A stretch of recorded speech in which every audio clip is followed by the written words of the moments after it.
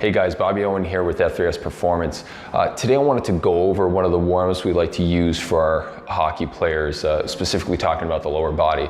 And one of the things I really want to hit home with you guys is that constant positioning of hockey, which is going to bring you into this tight hip position and then causing you to get that external rotation when you're trying to take a stride. And two of the muscles that a lot of the players are going to be complaining about that are going to be really causing them to feel that tight hip feeling and therefore limiting their ability to move properly when they're on the ice is going to be the piriformis and the hip flexor. Now, to release those two muscles, you don't need much equipment. Baseball is perfectly fine. And what we like to do with that is to release the piriformis, we just sit on the ground and we're going to place the baseball right on the piriformis. Now, for those of you who are having trouble finding that piriformis muscle, it's located between the hip and the tailbone, so right in that midpoint. And you'll know it when you get on it because you're going to feel a little bit of that tension.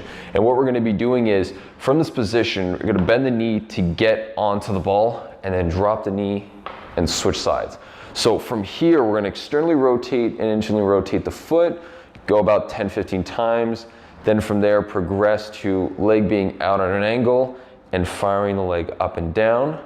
And then from here, we're going to switch the legs, drop the leg out and bring it back up. And then once that becomes a little easy, we can bring the body weight up a bit, either by trying to prop yourself up, turn yourself out into the side, or leaving the leg out flat. And then you're just going to be kneading through that muscle, okay? Just trying to release that. When we go to the hip flexor, what we're trying to do is find the front of the hip bone here, and we're going to shoot inside just a bit, placing the ball on the inside and moving the ball down and up, okay? It's a very small area that you're going to be working on, but going into that area, you'll notice a bit of sensitivity.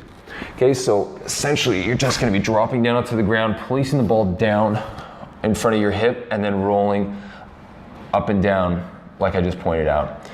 If you do feel a little bit of pain here that you can't bear, just rotate that other hip down. So in this case will be the right hip, rotate that right hip down, and that's gonna take a bit of the tension off the ball, okay?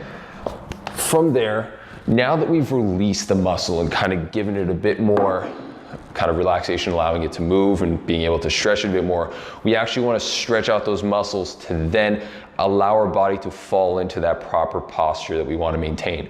So one of the ways we're going to do that to stretch out the piriformis is we're going to do a pigeon stretch, which is going to be basically elevating the leg up onto a box, getting that other leg to come straight down, and what we're going to be doing is dropping our body forward over our leg, holding this position for 30 seconds, going over the knee for 30 seconds, and then back over the foot for 30 seconds, all right?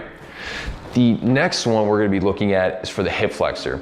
Now, when we're trying to do the hip flexor, there's multiple different ways to do it, but a way we like to do it here at F3S Performance is to get both the quad and the hip flexor group kind of combined into one and get us into a position where we can kind of activate that glute and allow that hip to kind of fall forward and kind of relax it a bit more.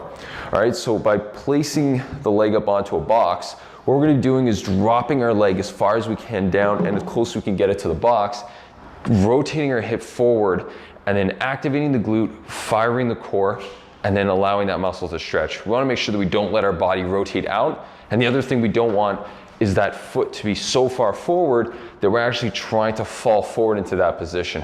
We want to stay nice and tall in it so we can get that quad stretch and just activate that core, activate that glute, and stretch that out. All right? Gives us a shot.